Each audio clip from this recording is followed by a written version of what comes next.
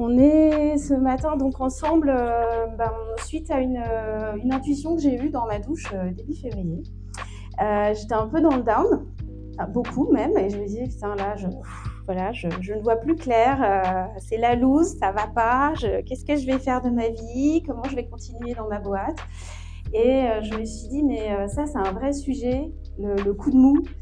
On n'en parle pas et finalement ça nous arrive à toutes et à tous. Alors aujourd'hui je vais parler au féminin, mais évidemment ça arrive aussi certainement à des chefs d'entreprise et pas qu'à des chefs d'entreprise. Et je me suis dit j'en ai déjà connu tellement que je pourrais en faire une présentation et peut-être que je pourrais partager cette expérience avec d'autres personnes qui peut-être en sont qu'à leur 3e coup de mou, alors que moi j'en ai peut-être eu 150. Et que du coup, on pourrait peut-être échanger sur le sujet lors d'une présentation. Donc, comme quoi, l'idée, c'est aussi toujours de suivre son intuition. Je me suis dit, je sais pas à qui ça va servir, à quoi ça va servir et quand ça va servir, mais je vais me mettre derrière mon ordi et puis je vais sortir tout ce qui me vient, tout ce que j'ai pu observer ces 20 dernières années, et puis je verrai avec qui je vais le partager.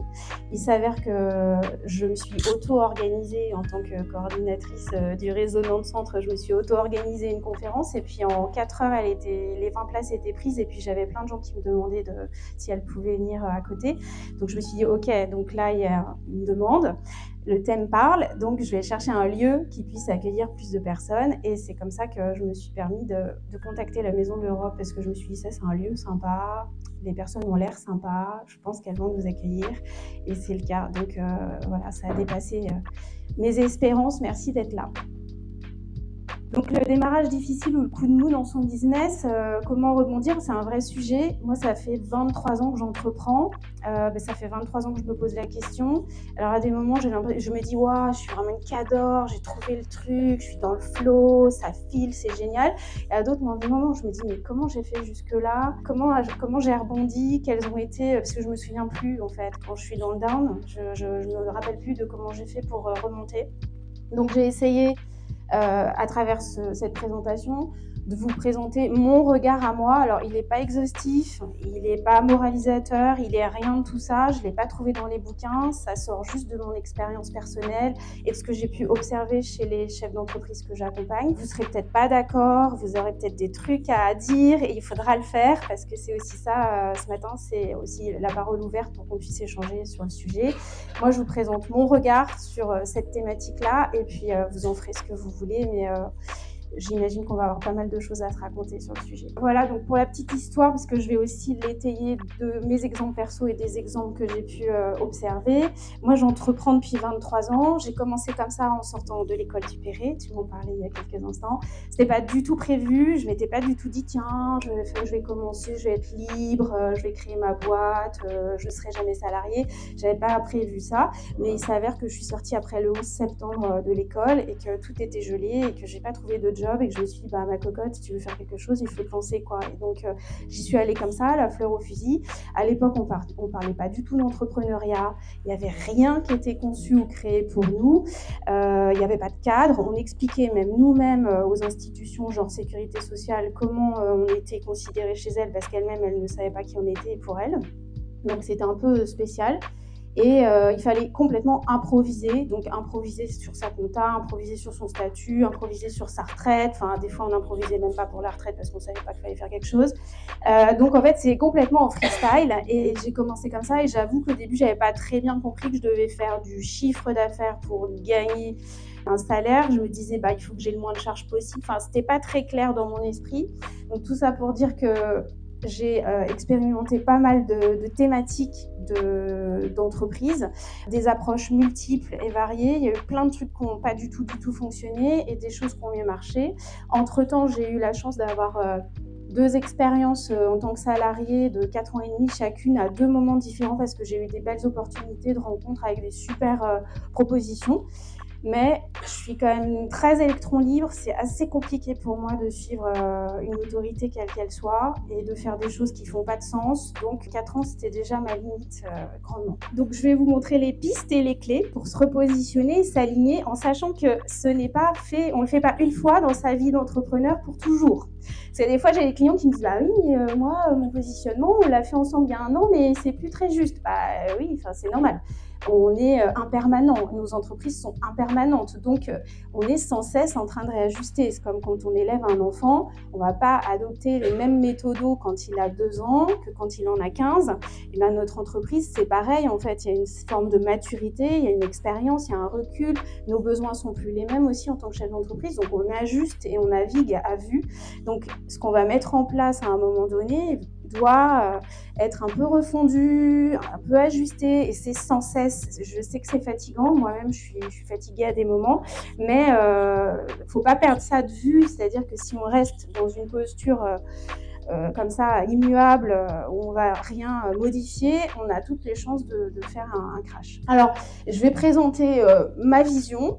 Ensuite, j'ai volontairement prévu un temps d'échange et j'y tiens parce que l'idée, c'est aussi que vous partagez peut-être à l'ensemble du groupe comment vous vivez les choses, quelles sont vos réserves en ce moment, est-ce que vous êtes dans le down ou vous êtes dans le up, parce que voilà, on fait un petit peu des sauts, et que on puisse aussi partager ensemble nos tips, nos astuces et ce qui peut nous aider les unes les autres. En sachant donc que je suis coordinatrice du réseau Femmes de Bretagne et de Loire-Atlantique Nantes Centre depuis plus d'1 an et demi, que j'adore ce réseau qui m'a beaucoup nourrie, que ça a été un grand plaisir pour moi d'animer le réseau, d'organiser les événements, de trouver les personnes qui interviennent, de faire toute la logistique dans l'ombre pour vous toutes, et que je vous le dis là, c'est une news, je vais donner le flambeau, je vais arrêter et je vais vous expliquer aussi pourquoi dans cette presse.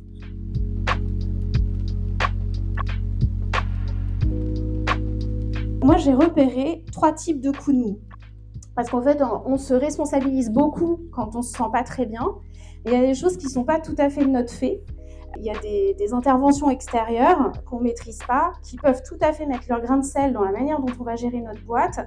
Et quelque part, il faut faire avec. Donc, il y a 3 typologies pour moi de coups de mou. Il y a les coups de mou conjoncturels, donc qui viennent de l'extérieur. Donc là, on en a vécu un énorme il y a 4 ans, tout le monde l'a encore en tête. La pandémie, ça a mis un bazar pas possible, on ne l'avait pas prévu, on n'était pas prêt. Du coup, on a peut-être un business qui tournait avant, et puis patatras, tout s'éclate parce que, j'en sais rien, on a un lieu physique et puis le lieu est fermé. On est dans la rencontre physique des gens, ou on est dans l'événementiel, il n'y a plus d'événements. Enfin, voilà, ça c'est le premier coup de mou qui peut aussi venir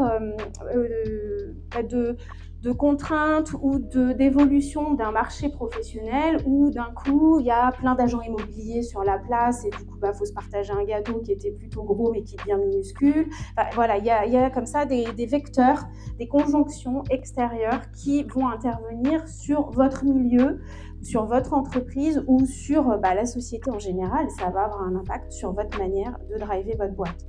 Le deuxième coup de mou, c'est le coup de mou structurel. Donc celui-là, il est déjà intérieur, mais il est structurel à votre entreprise, c'est-à-dire votre structure. Voilà, tout d'un coup, vous sentez que c'est plus ajusté, vous n'avez peut-être pas une vision très nette de là où vous voulez aller, votre positionnement, il n'est pas clair, la cible, elle n'est peut-être pas si bien définie que ça, et puis finalement, vous n'êtes pas tellement à l'aise dans la visibilité, dans la manière de prendre la parole dans votre communication, donc finalement vous n'avez peut-être pas pignon sur rue, c'est peut-être pas si évident que ça de vous mettre en avant, et donc là il y a un écueil aussi qui peut être structurel. Et puis après, on a l'aspect émotionnel qui, là, vraiment ne tient qu'à nous, avec ces émotions qu'on ressent toutes et tous et qui ont des impacts au quotidien sur nos entreprises. On peut avoir des problèmes dans sa vie perso qui vont avoir un impact fort sur notre sphère professionnelle.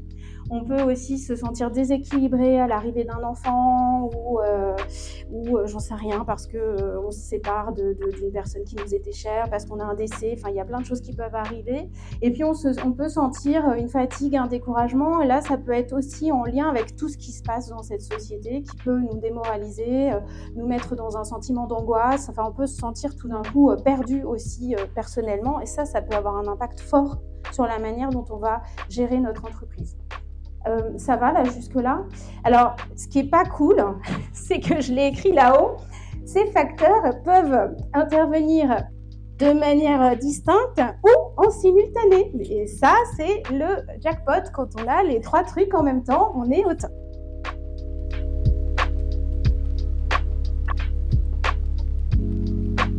Face au coup de mou conjoncturel, celui qui vient de l'extérieur, qu'est-ce qu'on peut faire? On a tous dit, bah oui, mais on ne pouvait pas se préparer à la pandémie, comment voulais-tu que je sache, moi, que tout allait s'arrêter du jour au lendemain, comment je pouvais faire pour ajuster mon business en préparation de cet événement mondial inédit.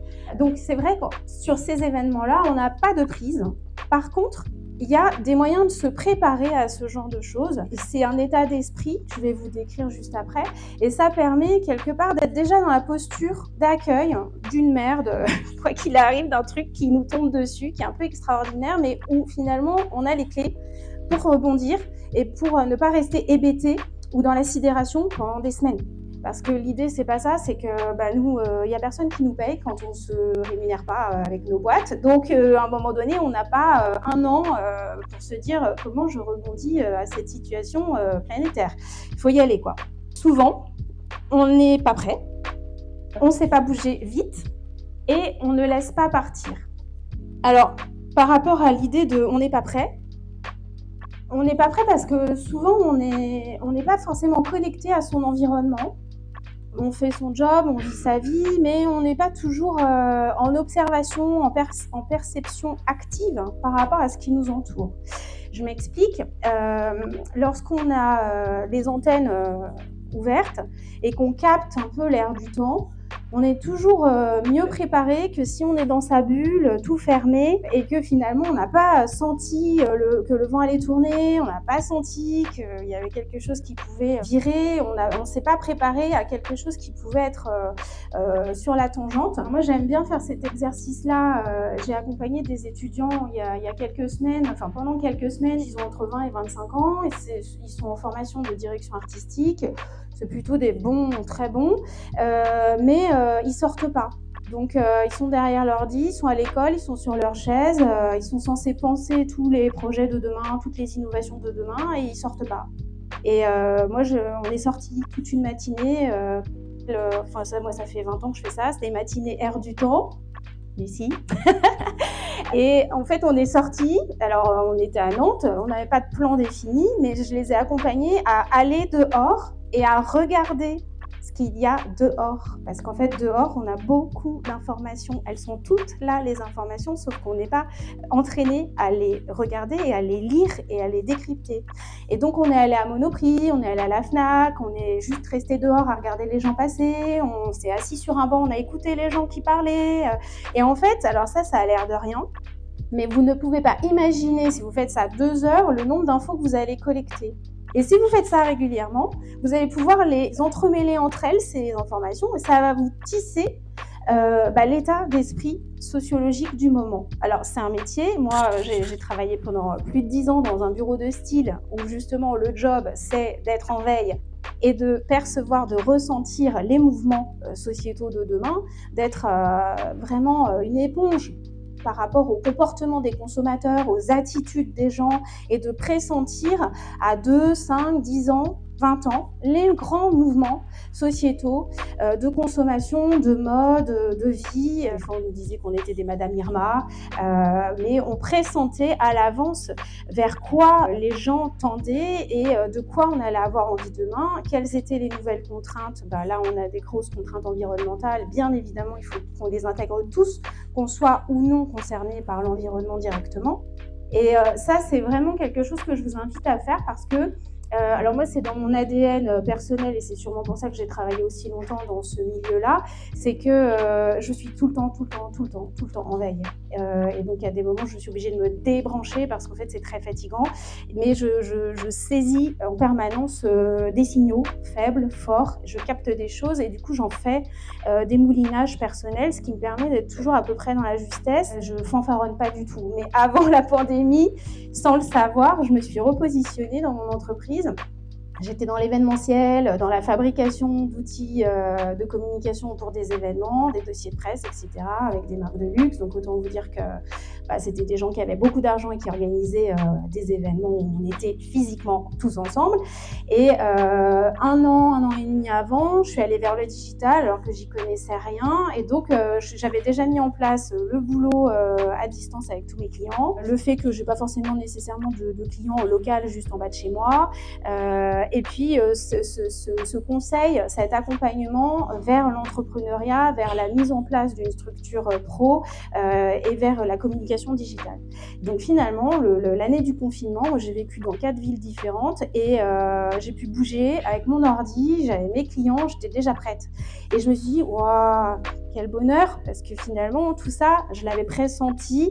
Alors, consciemment, inconsciemment, on s'en fiche. Mais en tout cas, les actions avaient été menées pour se recentrer et pour ne pas être le bec dans l'eau le jour J quand c'est arrivé. C'est pas toujours facile, je suis pas toujours, il y a des trucs que je ne vois pas venir. Mais en tout cas, moi, je vous invite à vous entraîner, à sentir votre environnement et à pressentir ce qui se passe autour de vous parce qu'on a plein d'informations et je ne parle pas que des informations le 20h ou BFM. Justement, vos informations à vous que vous avez captées dans d'autres milieux.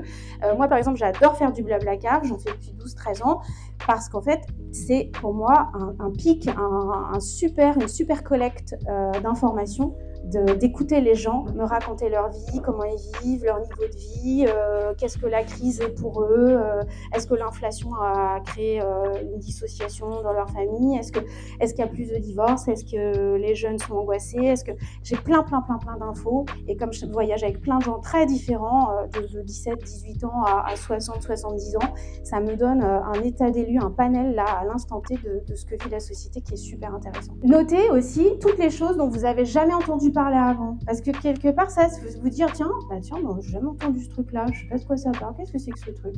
Et vous allez voir qu'il y a des synchronicités, donc vous allez le noter une fois, puis ça va revenir dans les semaines qui viennent, puis vous allez dire, tiens, mais il y a un petit truc là, il y a un petit mouvement, il y a un petit truc, il y a quelque chose qui est en train de se lancer sur ce segment-là dont j'avais jamais entendu parler. Qu'est-ce que moi ça me dit? Est-ce que ça parle pour ma boîte? Est-ce que ça me parle pour mes offres? Qu'est-ce que ça vient raconter pour moi? Du coup, bon, observez les comportements autour de vous et puis les demandes de vos clients. Donc même si y a quelqu'un qui vous appelle, qui est complètement dans les choux, qui vous demande un truc qui n'a rien à voir avec la choucroute, écoutez quand même. Parce que c'est pas un hasard que cette personne vous appelle et qu'elle soit un peu à côté de ses pompes par rapport à votre offre ou à ce que vous avez proposé sur votre site internet. Dites-vous, mais attends, pourquoi cette personne m'appelle? Est-ce qu'elle est complètement à l'ouest ou qu'est-ce que ça signifie aussi? Il peut y avoir une information à glaner dans ce genre d'intervention.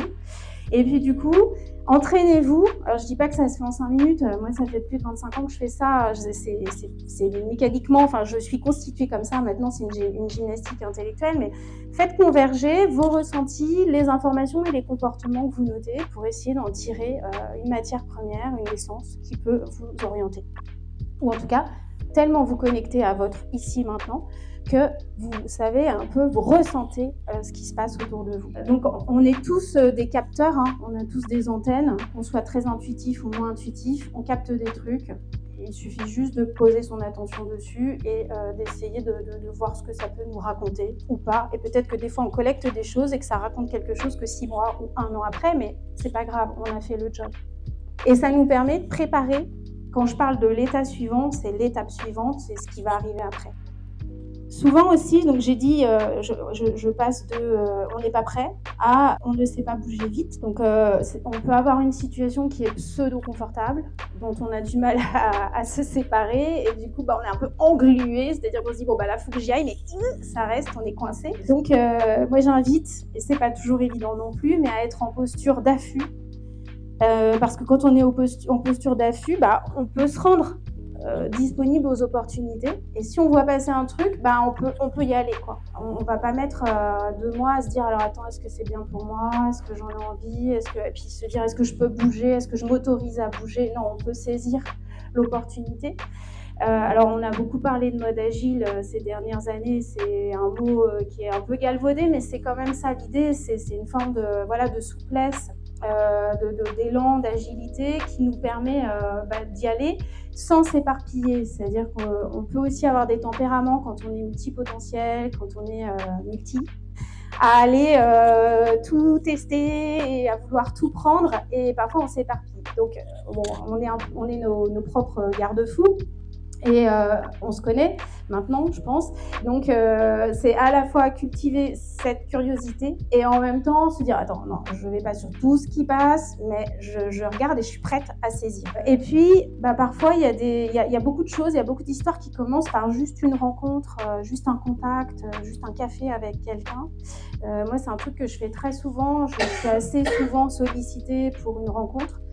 La plupart du temps, je dis oui, parce que c'est pas du temps perdu. C'est-à-dire que déjà, ça nourrit par rapport à l'activité, le regard, à la vie de l'autre. Et puis, il y a des opportunités qui se créent comme ça, parfois qui sont complètement surprenantes, mais c'est juste un café et puis on se dit « Ah bah ouais, mais attends, on pourrait faire ça ensemble ». Ou alors, on se rappelle 6 mois après et hop, et c'est parti. Il y a des moments qui sont plus favorables que d'autres pour agir. Donc, quand on est à l'affût, en fait, on sait les discerner, ces moments-là. Et on est déjà prêt à se dire « Ouais, non, là, c'est pas le moment, je le sens pas ». Par contre, quand c'est le moment, on sait que c'est le moment parce que du coup, on a déjà dit plusieurs fois que c'était pas le moment. Donc, on sait repérer à l'intérieur de soi quand ça va être favorable ou pas. Donc, quand on est à l'écoute, qu'on est bien connecté à ce qui nous entoure, en fait, on est prêt à saisir une opportunité et une occasion. J'enfonce peut-être des portes, mais tout ça mis bout à bout, ça remet les idées en place pour être dans la posture qui va bien, pour sortir du mou.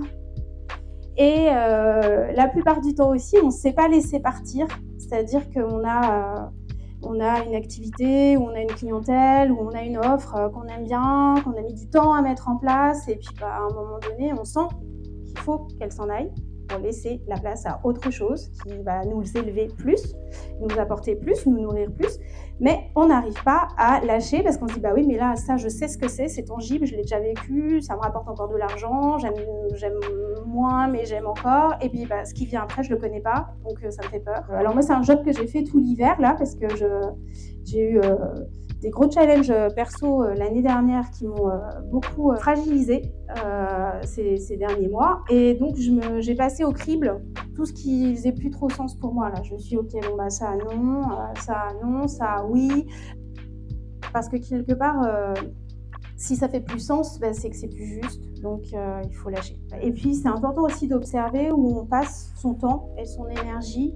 Alors là où on offre son temps et son énergie, donc à des moments c'est très nourrissant d'offrir du temps et de l'énergie, puis à d'autres moments ça l'est plus, parce que finalement c'est comme si on laissait quelque chose ou qu'on nous prenait quelque chose, ça devient plus du tout nourrissant, et il est temps, ça veut dire qu'il est temps de passer à autre chose.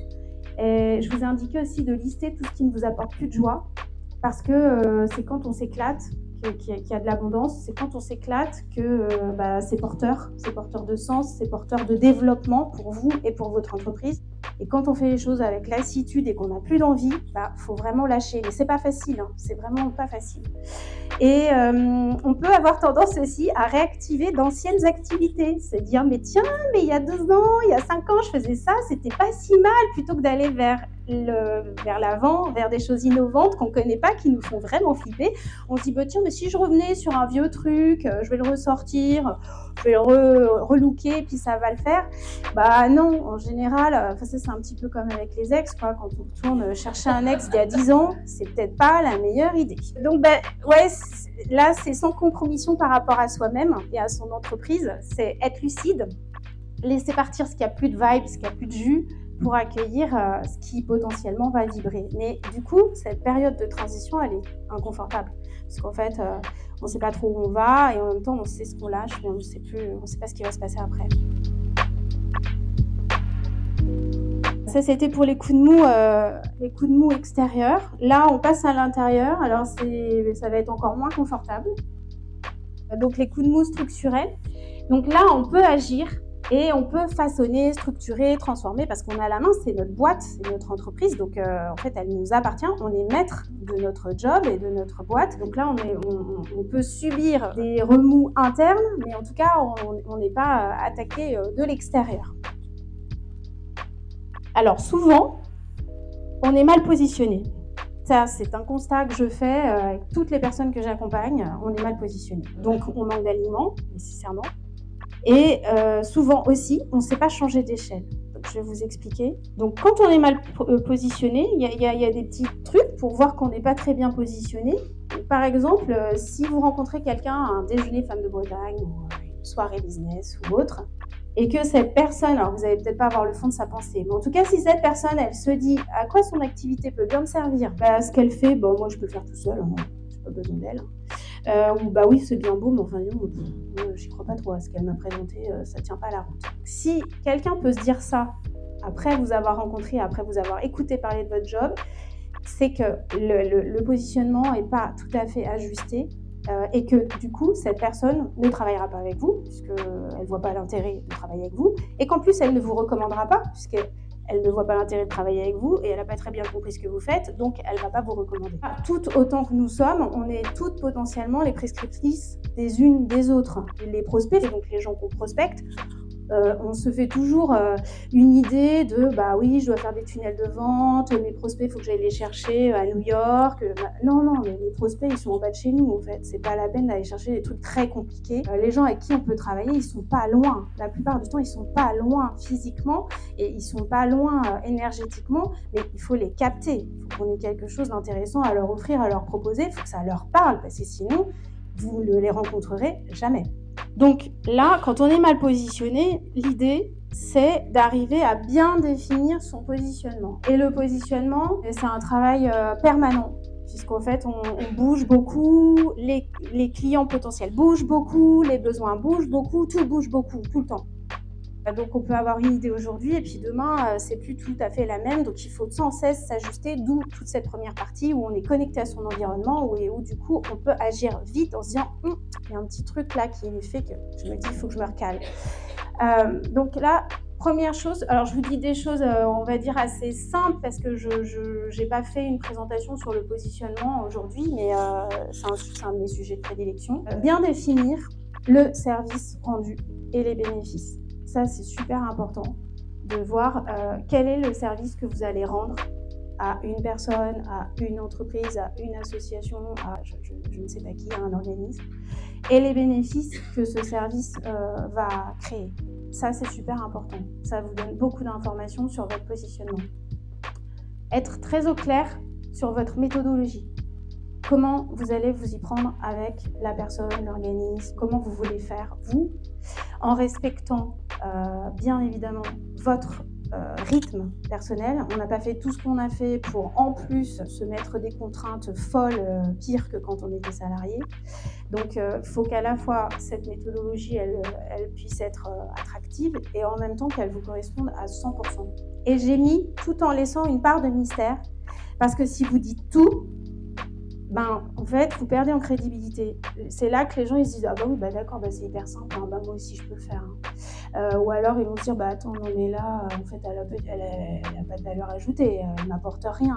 J'en ai entendu moi des gens me dire oui moi j'ai plein de monde dans la com, moi je peux faire travailler plein de gens. Vas-y, fais-le en fait, tu vas voir, ton site internet il va peut-être sortir dans 10 ans, tu seras pas content, tu auras peut-être fait travailler ton oncle ou ton cousin, mais comme ce sera du gratos, tu n'oseras pas lui dire que ça te plaît pas du tout ce qu'il t'a fait en identité visuelle, et puis tu vas te contenter de quelque chose qui est moyen, et puis tu n'auras pas le regard de quelqu'un qui ne te connaît pas, qui ne projette pas une idée de toi sur toi, ou une idée de lui sur toi.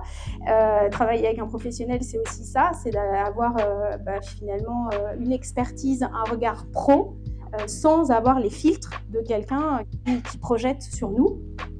C'est comme quand on va voir un psy, le psy ne projette pas sa vie sur nos problèmes à nous, c'est quand même ça la garantie d'un bon accompagnement. Donc garder la part de mystère pour ne pas tout dire et pour être toujours attractif. Et développer la crédibilité et la confiance, c'est que, évidemment, quand on ne se sent pas crédible soi-même, quand on n'a pas confiance déjà soi-même avec soi, c'est pas ce qu'on émet aux autres. Alors ça, je l'ai écrit, c'est facile à dire, on va pas faire le truc en 1 heure ce matin, c'est sûr. La confiance, c'est quelque chose de difficile à acquérir et puis à maintenir. Parce qu'en fait, on peut être fragilisé par plein de choses, un devis qui n'est pas signé, une remarque de quelqu'un, un petit heurt, et hop, ça peut nous remettre en question dans nos entreprises. Donc c'est quelque chose qui se travaille tous les jours, mais si on ne dégage pas une forme de confiance, l'autre ne va pas nous offrir quelque part la mission qu'il pourrait nous transmettre. Et puis, moi, je dis toujours qu'il faut être une ressource clé en main pour quelqu'un. C'est-à-dire que là, admettons que ce soir, on aille au concert, moi, je viens avec ma fille, et puis je vous dis, elle fait du babysitting, vous avez des enfants en bas âge. Voilà, c'est très clair. Ma fille, babysitter, enfant en bas âge, besoin de babysitter pour les enfants en bas âge. Ma fille est tout de suite la réponse clé en main pour vous. Donc vous devez aussi packager votre offre, votre positionnement, votre entreprise pour que vous soyez la réponse à une problématique fermement identifiée, simplement décrite, et que ce soit une réponse très simple. Donc je prends par exemple l'exemple de Julie. Julie, je te cite. Julie qui est une experte en sommeil. On a des insomnies chroniques à répétition. Julie, elle se présente, elle nous dit moi je suis experte en sommeil. Bam, la connexion elle est directe. Il faut que ce soit vraiment évident, parce que si l'autre a des trucs à réfléchir, à comprendre comment il peut travailler avec vous, quelles sont les 15 passerelles pour arriver à vous, c'est pas la peine, vous ne le toucherez pas. Mais comme quand on va sur Google et qu'en 2 mots, on cherche un truc précis, on a envie d'une réponse précise, clé en main. Donc, des fois, on a du mal à le faire pour soi, pour sa boîte, mais c'est pareil, en fait, c'est la même chose. Et quand on va à la FNAC et qu'on dit je veux un livre sur la préménopause, c'est clair, en fait, on veut un livre sur la préménopause. S'il nous donne un livre de recettes classique, vegan, on s'en fout, en fait. On aimerait qu'il soit dédié préménopause. Moi, j'ai l'habitude de dire que quand on se connaît mieux soi-même, on peut mieux connaître son entreprise et vice-versa. Et du coup, ça permet de bien se positionner. Parce qu'il y a la posture interne du chef d'entreprise et il y a le positionnement de l'entreprise.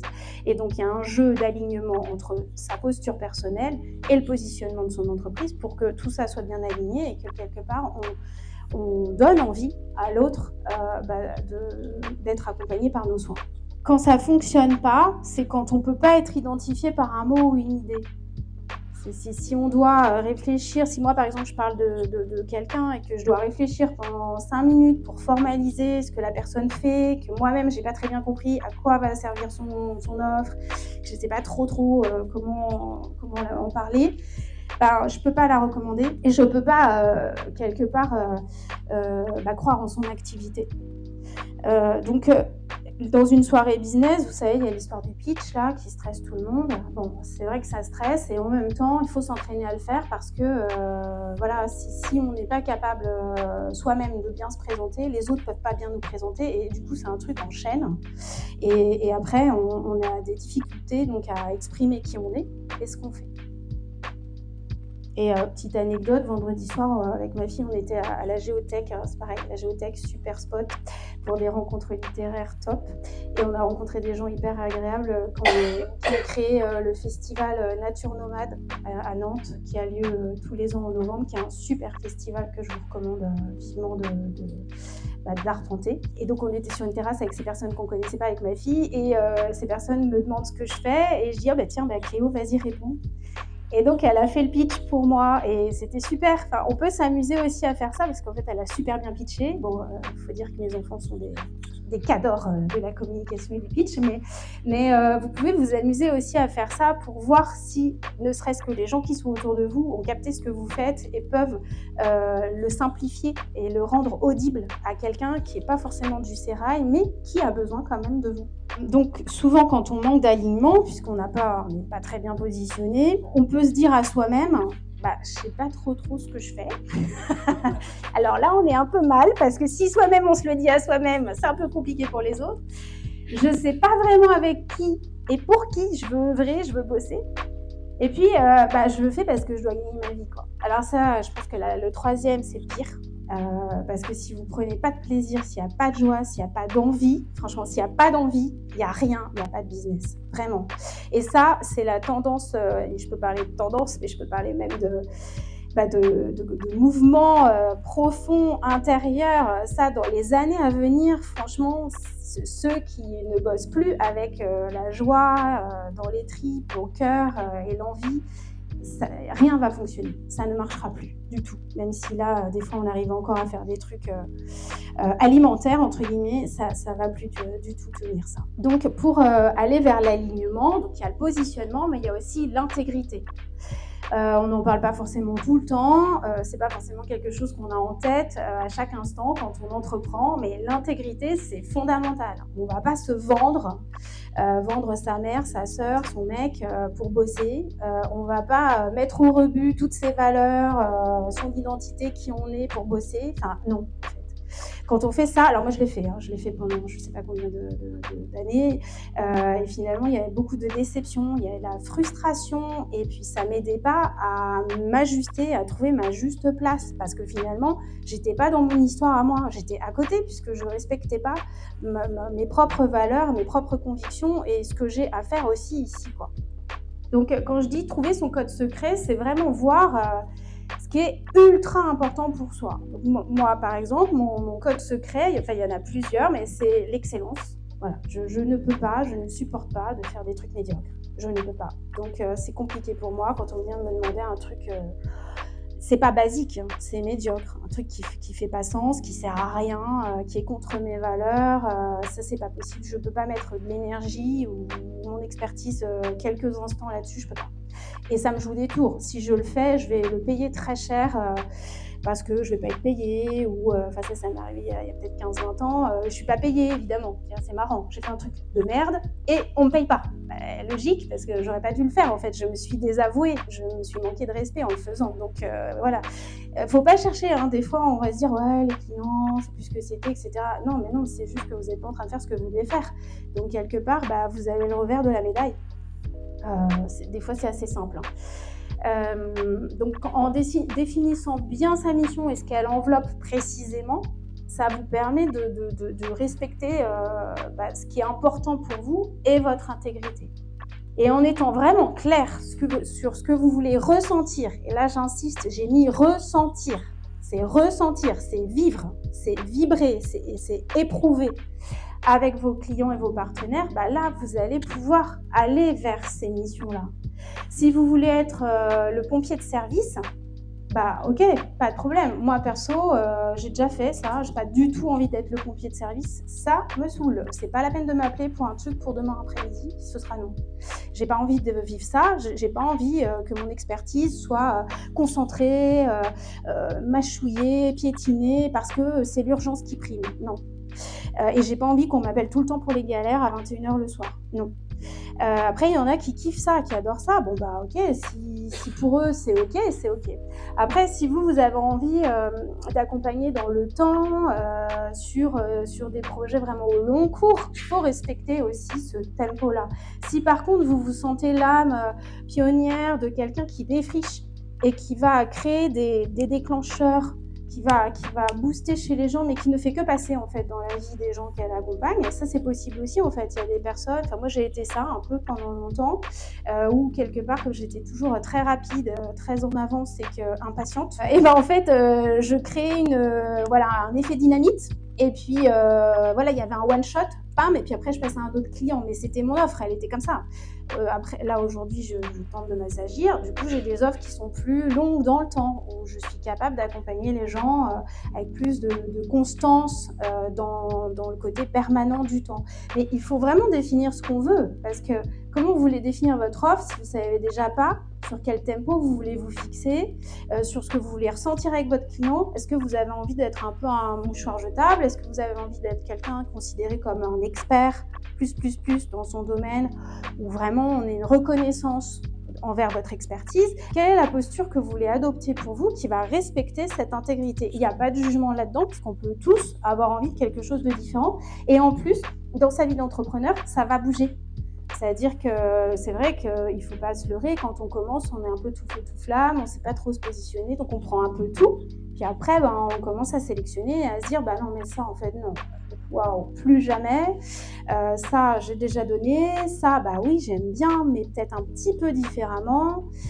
Et puis, ce que vous voulez ressentir, ça va avoir un impact sur le prix de vos prestations, sur la manière dont vous allez être rémunéré, sur la qualité des clients qui vont venir à vous. Parce qu'évidemment, quand on est en mode pompier, on le fait tous. On va se dire, ah ouais, là, je suis vraiment dans la merde, je suis coincée sur mon paillasson, il faut que j'appelle en urgence un serrurier. Bon, le serrurier, oui, c'est vrai qu'on pourrait lui baiser les pieds quand il ouvre la porte, mais voilà, il est là pour rendre un service immédiat, on s'en fout un peu de sa tête, on veut juste qu'il ouvre la porte, quoi. Bon, moi, perso, j'ai pas envie d'être considérée comme ça par mes clients. Donc, il faut réfléchir à ça pour l'intégrer et se dire, ouais, mais moi, je me respecte et je veux ça, je veux vivre ça à mes clients. Et donc, ça rejoint le fait de définir et de dessiner ses limites. Moi, je trouve que franchement, entreprendre quand on est une femme, c'est plus difficile que quand on est un homme. Je le vois tous les jours parce que j'ai des clients femmes, des clients hommes. Alors, j'ai 3/4 de femmes, 1/4 d'hommes, des hommes très sensibles, parce que sinon, ils ne seraient pas chez moi. Mais on n'a quand même pas les mêmes enjeux, ça c'est sûr. Et nous, définir nos limites entre le très rigide et le très lâche, c'est un peu compliqué. Là, c'est sociétal purement, donc il faut arrêter de se flageller personnellement.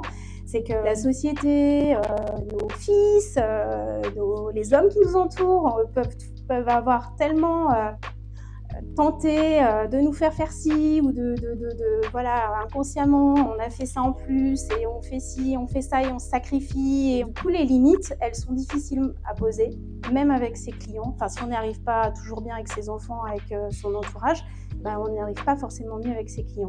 Ce que je note chez les hommes est toujours plus facile parce que eux, en gros, ils font ce qui leur plaît. Et nous, on ne fait pas toujours ce qui nous plaît. Donc, ça se ressent dans le boulot et on peut accepter des choses qui ne sont pas acceptables comme on les accepte aussi dans notre vie perso.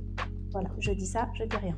Donc, tout ça pour dire que maintenir son alignement, c'est hyper exigeant et qu'il faut sans cesse regarder son entreprise, voir qui on fait venir à soi, quelle est la typologie des personnes qui viennent, quelle est la typologie de personnes qu'on veut toucher. Il faut voir si c'est raccord et voir avec soi si c'est congruent vers son intégrité, vers son rythme, vers ce qu'on a envie de vivre ou pas. Donc il y a sans cesse ce job de rapprochement et d'observation à faire pour voir si c'est pertinent ou non. Et si ça ne l'est pas, redéfinir l'expérience qu'on veut vivre, définir avec quelle typologie de personnes. C'est pour ça que moi, ça m'agace, tous ces trucs de persona et tout ça, parce que c'est des personas marketing, ça me gonfle.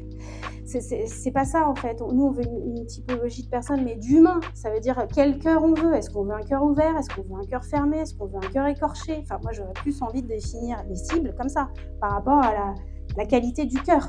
Plutôt que c'est une femme qui a 45 ans, elle habite en hypercentre, elle va faire ses courses à Monoprix, je m'en fous en fait, parce qu'une femme de 45 ans qui va faire ses courses à Monoprix, elle peut avoir le cœur ouvert, mais elle peut avoir le cœur ultra fermé. Elle peut collaborer avec moi dans la confiance absolue et dans l'amour. Moi, perso, c'est ce que je cherche. Je ne veux pas être dans une relation de fournisseur-client. Ça ne m'intéresse pas. Je suis le fournisseur de personnes, je suis le prestataire de personnes. Par contre, je suis une co-créatrice, une partenaire, une collaboratrice, une coéquipière. Mais du coup, ça ne me donne rien, moi, comme info que la nana, elle ait 45 ans, qu'elle habite en hypercentre et qu'elle aille à Monoprix. Ça ne me donne pas d'infos sur la manière dont elle va se comporter, sur ses failles, sur ce qu'elle va mettre dans la relation qu'on va créer ensemble. Et du coup, voilà, ça c'est la phrase la plus importante. Vous n'avez plus à faire de compromis entre votre intégrité personnelle et celle de votre entreprise.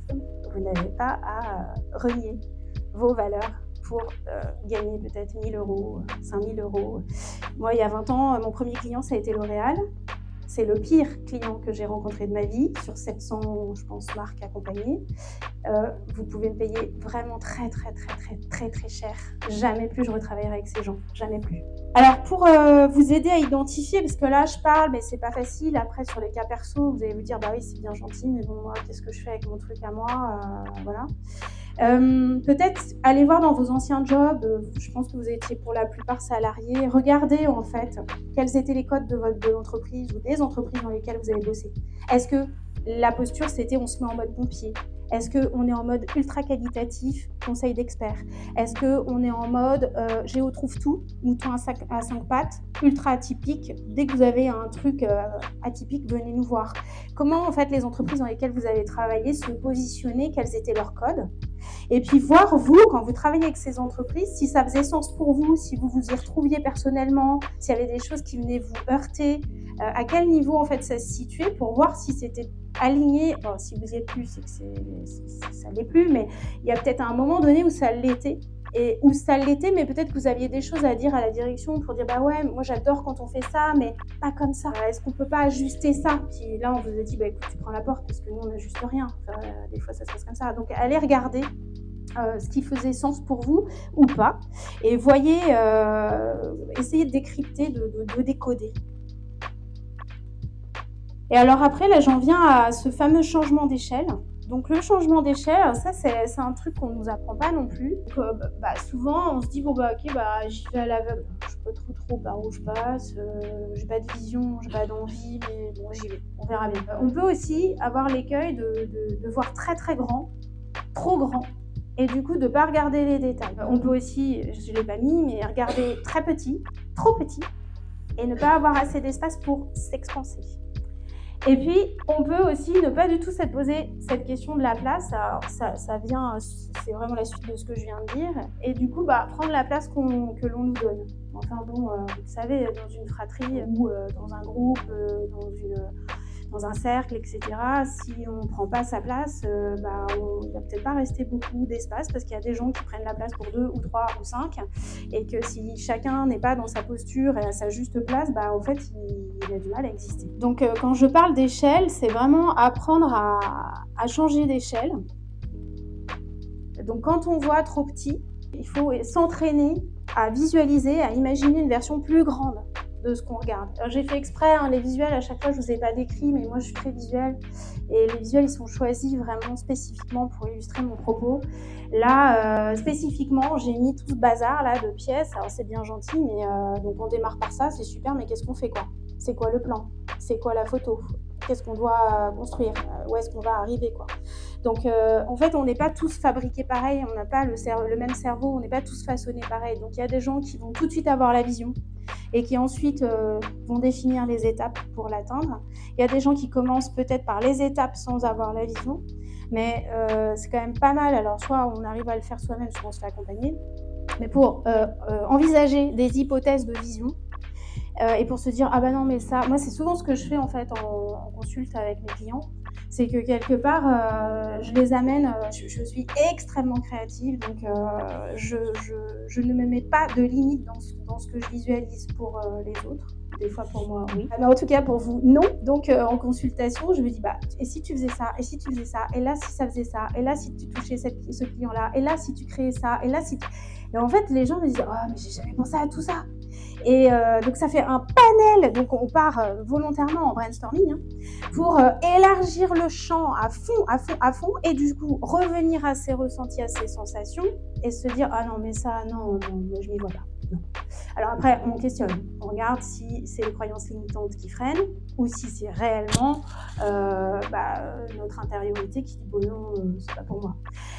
Et du coup on fait des jeux comme ça entre le macro et le micro, pour sans cesse avoir la plus grande vision potentielle. Je dis potentielle parce que moi, les business plans et tout ça, là, c'est pareil, je n'y crois pas. Tout change en quelques instants. Donc, tout ce qu'on a préparé et auquel on s'est cramponné peut changer en quelques semaines. Donc, on fait des hypothèses de vision et quand on en a plusieurs comme ça, on n'est pas trop déçu si ça ne se passe pas complètement comme on l'avait prévu, parce que ça ne se passe jamais comme on l'a prévu. Et du coup, on sait que on est préparé, notre mental, notre corps est préparé à aller atteindre des choses et on se dit ouais, ça pourrait être ça, ah oui, ça peut être ça, ouais, ça peut être ça. Et par exemple, moi, il y a, je sais pas, 6-7 ans, j'avais tout charté, j'avais tout paramétré pour acheter un appartement, j'ai acheté une maison. Mais en fait, j'étais prête à ça. Donc, je me dis, quand elle est arrivée, j'ai su que c'était là. Et je me suis dit, bah oui, en fait, c'est pas un appart, c'est une maison, et quel cadeau, quoi, merci la vie. Donc finalement, quand on a exploré comme ça plusieurs champs, on est prêt à saisir des opportunités qu'on n'avait pas préparées, et on a travaillé déjà son intellect et son corps à des choses plus grandes ou un peu différentes dans la forme. Enfin, c'est comme les pommes bio et compagnie, là, qu'on détronche pas toujours, mais qui sont délicieuses, quoi. Donc parfois la forme, c'est pas ce qui fait le cadeau. Et puis si la grande échelle nous inhibe, parce que ça, parfois en fait, quand on voit grand, ça freine nos mises en mouvement. Et ben en fait, là, il faut se concentrer sur les détails. Mais il faut quand même avoir une vision grande de quelque chose pour se rendre compte que voilà, on a quand même envie d'aller dans cette direction et que c'est quand même ça qu'on a envie de toucher. Donc la grande vision, faut la poser. Elle peut être hypothétique et il peut y en avoir plusieurs. Et après, on envisage les étapes, les compagnons. Donc ça, j'ai mis exprès le mot compagnon, puisqu'on a vraiment besoin de compagnons, pas juste de gens. Et les moyens aussi pour réaliser cette vision. Et donc, apprendre à changer comme ça d'échelle tout le temps, ça vous permet de mieux appréhender les possibles et de mieux vous positionner pour aller vers des choses que vous n'aviez peut-être pas imaginées, mais qui sont bien meilleures pour votre entreprise en fait, et qui sont plus porteuses dans le temps pour votre boîte. Par exemple, là, l'exemple de ce matin, donc je suis dans ma douche début février, je me dis, je me sens trop mal, c'est la loose. Je pense à ce titre, je me dis ok, je ne sais pas à quoi ça va servir, je fais cette presse, j'ai passé beaucoup de temps, j'ouvre une conf, les 20 places sont prises, et je me dis bon changement d'échelle, parce qu'en fait il y a de la demande, et on arrive ici et on est ensemble ce matin. Donc en fait c'est possible quoi, faut juste ouvrir, et parfois ça se fait pas. Là ce soir il y avait une conférence que j'ai organisée au Wagon, qui est une école du numérique. Il y avait 4 inscrites et hier plus que 2. Et hier soir, j'ai dit au directeur de l'école, je pense qu'on va annuler. Et en fait, je sais pourquoi, je le sais depuis le début, c'est le positionnement. Parce qu'en fait, quand j'ai rencontré cette personne, j'ai dit, moi je veux une conf sur les métiers du numérique. Et lui, comme il veut recruter des femmes qui veulent se reconvertir vers les métiers du numérique, il a voulu écrire le pitch de l'événement. Il m'a tourné tout un truc sur vous voulez reconvertir, on a des super jobs pour vous, machin. Quand j'ai lu ça, en moi-même, j'ai senti le désalignement. Je me suis dit non, c'est pas ce qu'on avait dit. Mais je n'ai pas osé le rappeler pour lui dire mais non, mais Valentin, en fait, on avait dit une conf plus généraliste sur les métiers de la tech, pas la reconversion vers les métiers de la tech. Donc, j'ai un peu brodé autour de son texte, mais j'ai quand même laissé cette trame de reconversion parce que je me suis dit, bah ouais, mais lui, en fait, il nous accueille dans ses locaux, il passe une soirée avec nous, il a peut-être envie, lui, que ça porte ses fruits. Il a envie de convertir avec des femmes qui viennent se reconvertir dans son école. Et au final, 2 inscrites, donc ça, erreur de positionnement. Et je lui ai dit hier soir, je lui ai dit, bah ouais, mais Valentin, en fait, on s'est décalé de ce qu'on avait dit au démarrage sur vraiment l'axe généraliste de la presse sur les métiers de la tech. Et il m'a dit, ah bah oui, c'est vrai, bon bah alors on en refait une. Bah non. Voilà. Mais vous voyez, en fait, c'est hyper subtil. Des fois, c'est juste pas le bon mot, des fois, c'est juste pas le bon jour, des fois, c'est juste pas la bonne collab, pas la bonne personne. Enfin, ça veut pas dire que l'idée, elle est tout entière achetée. C'est juste qu'il faut la revoir et se dire alors attends, là il y a un truc qui est pas complètement juste, où est-ce que j'ai pas saisi le truc, où est-ce que je me suis pas écoutée. Alors moi je me connais très très bien parce que je passe mes journées à faire ça. Tout de suite je le savais parce qu'au moment où j'ai reçu son texte, je me suis dit c'est pas juste. Alors des fois, je fais une digression. Quand on est à la pêche, quand on est en forme, hop, on reprend le téléphone, allô Valentin, c'est pas ce qu'on avait dit, je vais réécrire ton pitch, c'est pas bon, on avait dit une conf globale, là on n'est pas sur la conf globale, il y aura personne, Et puis là, comme j'étais encore un peu dans le down, parce que c'était en février encore ça, j'ai pas repris le téléphone et du coup je l'ai pas dit. Et du coup, la conf est annulée. Donc vous voyez, ça se joue à peu de choses, mais l'ajustement, l'alignement, c'est très très sensible. Et c'est sensible surtout, parce que du coup là on se retrouve ensemble, on est 50, et ce soir c'est annulé. C'est là dans la même journée. Voilà. Je l'ai pas fait exprès, mais c'est un super exemple. Donc voilà, donc passer du petit au grand et vice versa, c'est super important. Et tous ces jeux de niveau d'échelle sont des grands contributeurs à l'expansion de votre entreprise. Vraiment, on le minimise, on n'en parle jamais. Mais s'habituer à passer du petit au grand au petit, des détails, enfin voilà, c'est la montagne quoi. Donc ok, j'ai envie de gravir, je me fais un challenge, je gravis 3000 mètres d'altitude, putain, je vais jamais y arriver, c'est trop haut, je suis pas chaussée, je me suis pas préparée, j'ai pas les cuisses musclées.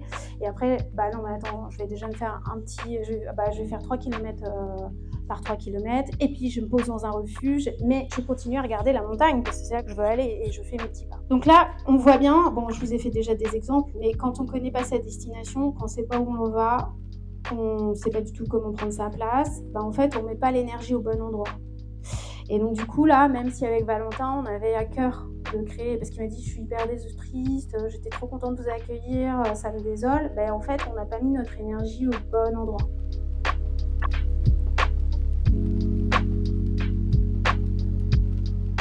Le coup de mou émotionnel. On en a déjà on l'a un peu abordé, mais donc là il s'agit de parler de choix et de cible aussi. Pour concentrer son attention et son énergie sur des choses précises.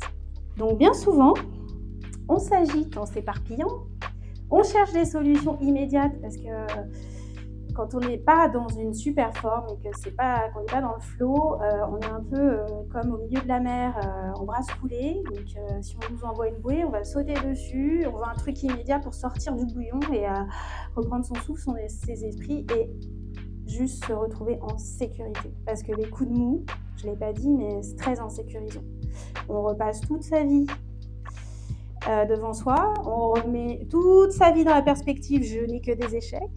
Et on se dit, je ne vais pas m'en sortir, pas cette fois. Et je n'arriverai pas à rebondir. Et là, je ne sais pas comment faire et c'est mort.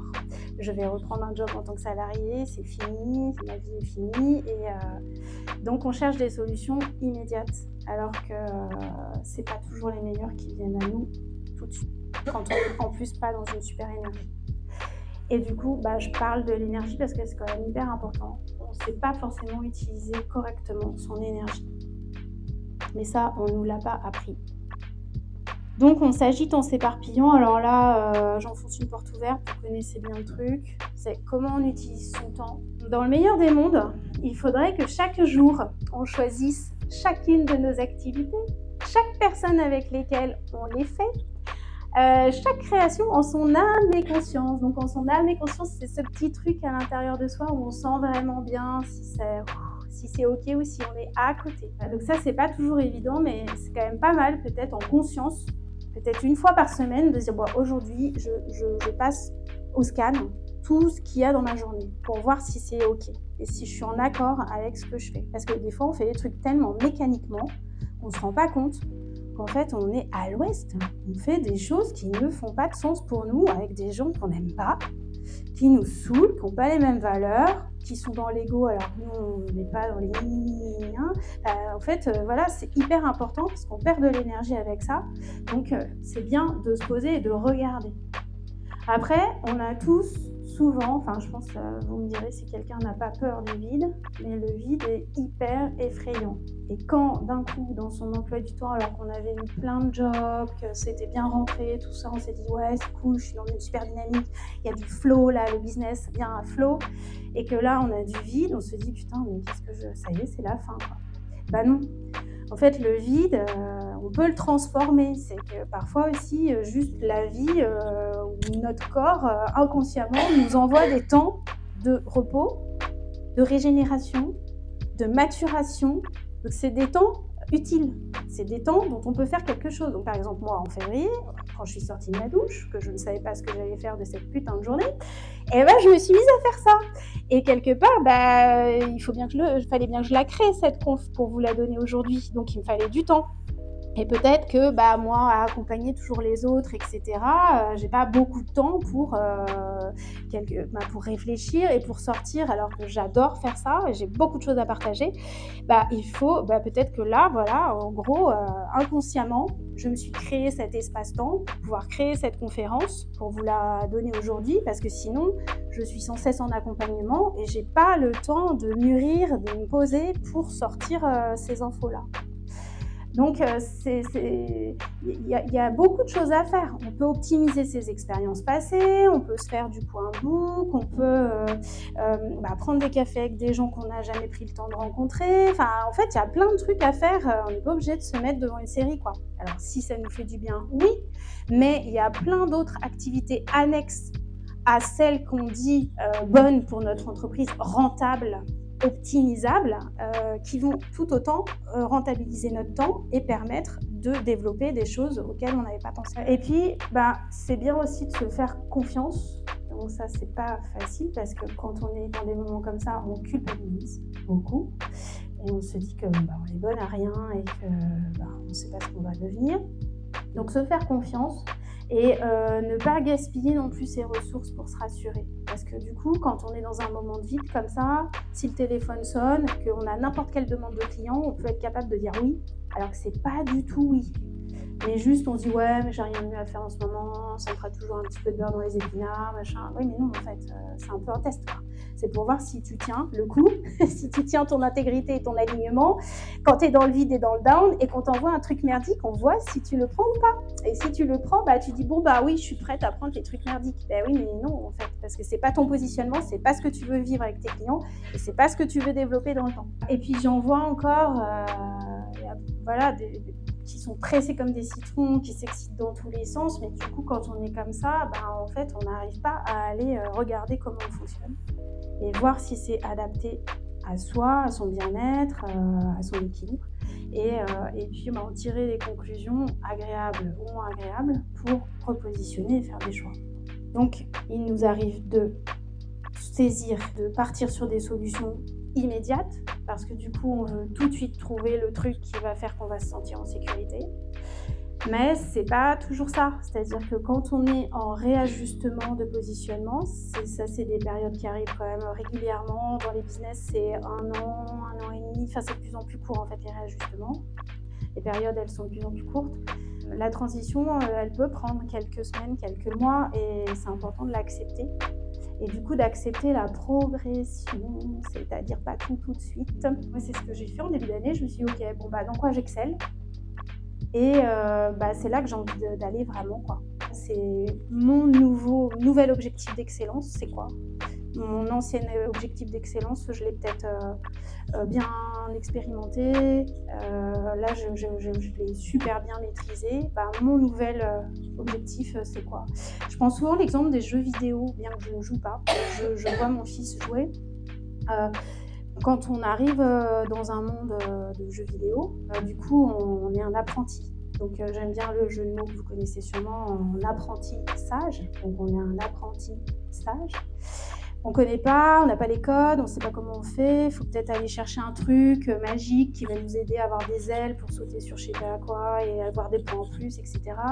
Donc en fait, on essaie de découvrir les codes, on apprend, on est en échec, et puis après on arrive plus loin dans le jeu, puis encore plus loin, puis on expérimente tellement qu'on maîtrise le jeu parfaitement. Et là, après, du coup, on a le nombre de points requis pour passer au niveau suivant, parce qu'en fait on est devenu un sage.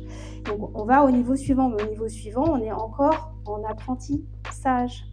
Donc on repart à zéro et on se dit mais putain, et moi ça combien de fois, ça fait 25 ans que je me dis mais c'est pas possible, mais je reviens encore en arrière. Mais non, en fait je reviens à zéro dans un nouveau paradigme de code, dans un nouveau processus, comme tu le dis. Moi, j'ai l'impression que je suis revenue à zéro de toute ma vie. Mais non, en fait, c'est juste que j'ai déjà passé un monde et que là, je commence à découvrir un nouveau monde et du coup, je repars à nu, vierge de tout. Et là, je me dis, putain, je sais pas faire, je connais pas les codes, comment je vais faire ? Mais c'est normal, en fait. Et ça, je trouve que le truc du jeu vidéo, c'est chouette. Quand on se sent pas très bien, on peut se dire, ouais, mais en fait, c'est normal. J'ai fini la première partie du jeu. Là, j'attaque la deuxième. Je dois refaire le job. En fait. Je dois retrouver les codes, m'approprier les codes, expérimenter, traverser les mondes, me sentir super à l'aise et après pour encore aller vers le niveau d'après. Ça, faut vraiment pas l'oublier. Donc, il y a de la progression, même si on a le sentiment et qu'on nous fait croire qu'on peut tout faire tout de suite et qu'on va être en Arabie Saoudite, là où je sais pas où, en mode pacha demain. Non, en fait, D'ailleurs, ça ne convient pas à tout le monde, je le dis, donc il faut arrêter de rêver devant ces images-là. Bon, à part certaines qui partent à Bali, mais bon, ça, c'est une chose. Et du coup, parfois aussi, on attend. C'est-à-dire que quand on est comme ça, dans un moment de down, on peut être dans la sidération, dans l'inertie, on attend. Donc on attend que les trucs viennent. Mais donc, comme je le disais tout à l'heure avec les cafés, on peut aussi repérer les gens qui nous font vibrer, ceux qui nous inspirent, et aller vers eux. Parce que franchement, la porte, elle est toujours ouverte. Si on demande, on a tous les rendez-vous qu'on veut. Mais la plupart du temps, on ne fait pas le job de demander. Donc on peut se dire, tiens, mais cette fille, je la suis depuis super longtemps, je l'aime bien, j'adore son approche, je vais lui écrire. Peut-être qu'elle peut m'accorder un entretien téléphonique de 5 minutes, peut-être qu'elle n'est pas loin, qu'on peut boire un café. Enfin, en fait, les gens sont beaucoup plus accessibles qu'on ne l'imagine. Et c'est une clé. Moi, j'en ai fait plein des rendez-vous comme ça, où il y avait des synchronicités, on me disait le nom, ou on me donnait le nom de quelqu'un, et ça allait être finalement la personne que j'allais découvrir. Enfin, c'était presque un peu le petit poussé, quoi. Comme si on me donnait le petit caillou d'après. Et ça, moi, j'y crois beaucoup à ces parcours-là de rencontres où, en fait, un tel nous donne le numéro d'un tel, nous donne le numéro d'un tel, et puis, en fait, on est en train de collecter tous ces cailloux et on rencontre les bonnes personnes et on crée un truc inattendu. Et évidemment, derrière tout ça, il y a le fait d'occuper un espace singulier. Alors ça, pour celles qui me connaissent, vous savez que c'est vraiment mon truc, c'est de révéler sa singularité. Et d'ailleurs, hier, j'ai posté une vidéo sur mon compte Insta parce que j'ai entendu un comédien qui s'appelle Antoine Reinhardt, qui a joué dans Anatomie d'une chute, qui jouait l'avocat, pour celles qui l'ont vu. Et il disait un truc qui m'a beaucoup touchée, parce que j'y crois à fond, c'est que plus on est singulier et plus on est universel. Et ça, c'est sûr, c'est vrai. Et donc, parfois, on n'ose pas trop sortir du cadre, montrer vraiment qui on est, dans sa fantaisie, dans son côté très carré, dans sa maîtrise, j'en sais rien, moi, dans plein de trucs. Et au fait, ça permet, quand on est singulier, ça permet déjà d'être très bien identifié, beaucoup mieux identifié que quand on se fond dans la masse. Et finalement, quand on est singulier, on arrive à se connecter par cette singularité. Il y a toujours des résonances avec quelqu'un dans la salle. Et exemple, parce que du coup, j'ai mis mes livres, parce que j'ai eu l'occasion d'écrire des livres il y a 5 ans. Ça m'est tombé dessus, du jour au lendemain, opportunité. Après justement un hiver désastreux où je me suis dit carrément pas que j'allais fermer ma boîte mais que j'allais mourir. J'en étais là, j'étais hyper mal. Ça fait souvent ça, moi, chez moi, c'est-à-dire alors il faut accepter, en maturation d'un énorme truc qui va bouleverser ma vie, je suis quasiment plus là, quoi. C'est la fin. Et là, donc après cet hiver très long, je me suis dit, qu'est-ce que je vais devenir ? Je pense que c'est la fin. J'ai commencé à écrire et j'ai écrit 3 livres qui ont été publiés. Donc ça m'est tombé dessus comme ça, après cette période de down. Et j'ai écrit ces livres vraiment pour moi. C'était en mode très intime. Et finalement, j'en ai vendu quand même un certain nombre, des 3, et j'ai eu tellement de retours incroyables de gens qui m'ont dit « mais c'est exactement ma vie, je ressens parfaitement ce que vous avez décrit comme émotion, comme subtilité de ressenti ». Ça m'a tellement touchée de lire parce que j'arrivais pas à verbaliser ce que vous avez réussi à écrire. Que, franchement, quand j'ai entendu le comédien Antoine Reinhardt, je me suis dit, mais c'est exactement ça en fait. Plus on assume cette singularité, plus on assume la vulnérabilité aussi de la sincérité, et plus ça touche les autres, et plus du coup on se connecte à d'autres niveaux qui ne sont pas des niveaux, comme je vous le disais tout à l'heure, de clients, fournisseurs, prestataires, moi qui ne m'intéresse plus du tout depuis déjà une bonne dizaine d'années. Je n'ai pas envie d'entrer en connexion avec les gens à ce niveau-là, quel qu'il soit. Que ce soit pour acheter du pain ou pour voyager en Blablacar ou pour accompagner un client, je n'ai pas envie de parler du cours, du prix de l'essence ou de la salade, je m'en fous. J'aurais vraiment envie de parler de choses sensibles, sincères et vraies, de vraie vie, quoi. Donc plus vous allez occuper votre espace singulier et l'exprimer, et ça marche bien évidemment dans votre structure, hein. Je parle tout le temps de votre entreprise, c'est hyper important parce que c'est ce que je dis toujours, un plombier, c'est un plombier. Quand on prend les pages jaunes, on en a 25, on choisit lequel ? On va choisir celui qui nous parle le plus. Mais il va nous parler le plus sur quel sujet ? Pas sur la réparation du tuyau derrière la machine à laver. on s'en fout un peu. Il va nous parler le plus parce que, j'en sais rien, il a une fiche Google hyper bien complétée avec de l'humour et des belles photos. Il va nous parler le plus parce que c'est le premier qui a décroché le téléphone, qu'on lui a laissé un message, il nous a rappelé, alors que les autres, au bout d'une semaine, ils ne nous parlent pas. Enfin, ils nous ont toujours pas parlé. Il va nous parler plus parce que il a un site internet qu'on l'a trouvé ultra bien fait, et que du coup on a vu sa tête et que ça nous a vraiment, on s'est dit, oh, il a l'air sympa ce gars-là, je vais prendre celui-là.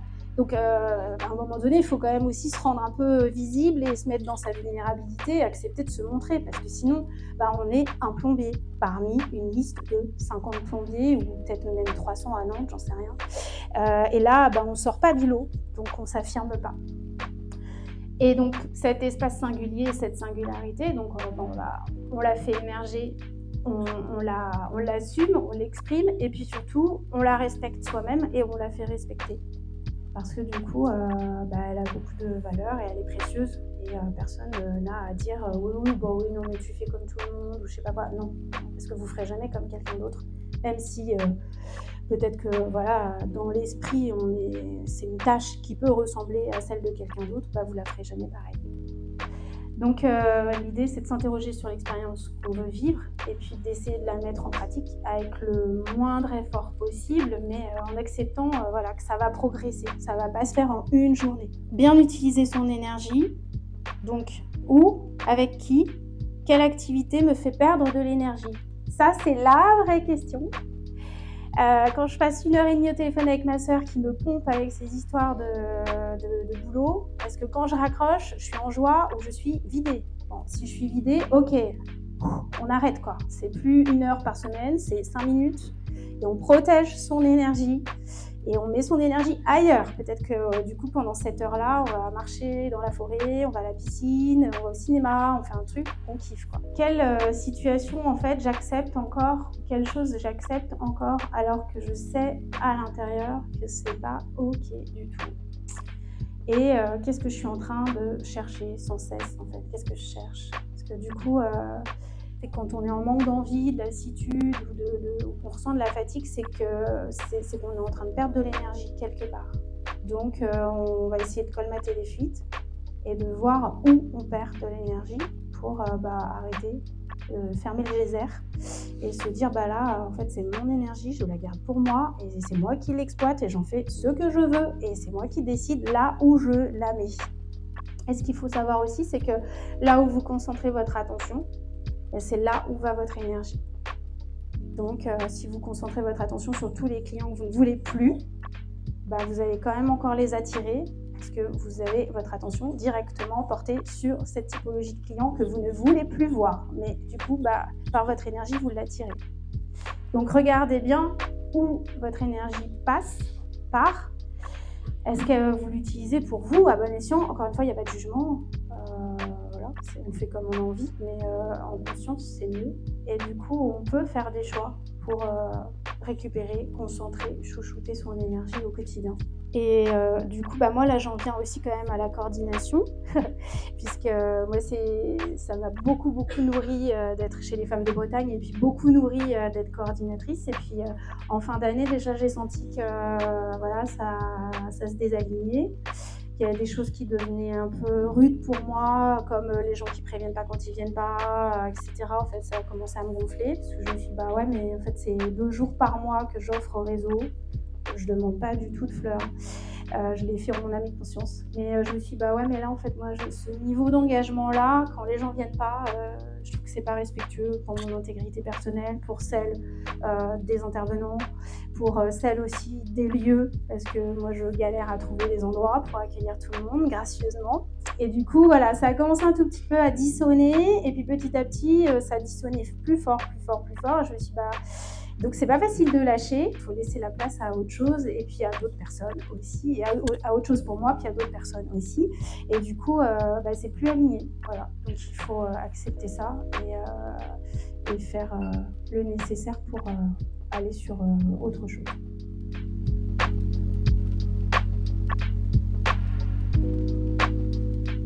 Donc ça fait bientôt 23 ans que j'entreprends.